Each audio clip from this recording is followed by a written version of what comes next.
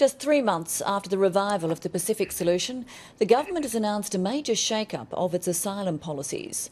Far from being a turn-off, nearly 8,000 people have arrived by boat since offshore processing was announced in August. Now extra mainland detention beds are being ordered, thousands will be released on bridging visas, and the Manus Island Processing Centre has been reopened. Here's Chief Political Correspondent Mark Simpkin.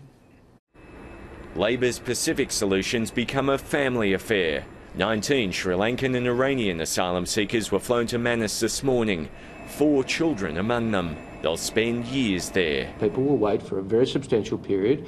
Could it be 5 years? Yes, it could. Are you aware of the reputation for cruelty, frankly, that Australia is now developing overseas? I completely reject that assertion. In opposition, Labor railed against scenes like these. The overriding moral and humanitarian obligation on the Australian government is to stop people drowning at sea.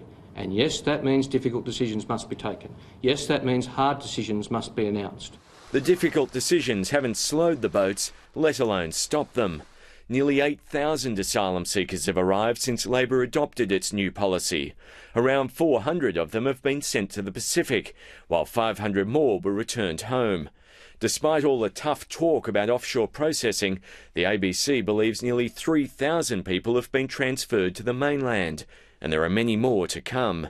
In an admission its facilities are being swamped, the government will allow thousands of asylum seekers to live in the community. Some people who arrived in Australia after the 13th of August will be processed in Australia and processed in the community, but will remain on bridging visas even after they are regarded through the process as refugees. They won't be allowed to work, but will receive a small allowance for accommodation. We've just witnessed from Minister Bowen an appalling shift back to even worse and more extreme than John Howard tried. In addition, a detention centre in Tasmania will be reopened and a facility in Melbourne expanded by 300 beds. People who come illegally to this country can't expect to be treated like they're staying at a 4-star or 5-star hotel. Labor's latest border control positions are a reminder of just how much has changed since the 2007 election.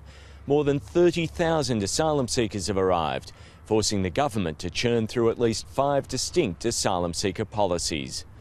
Mark Simpkin, ABC News, Canberra.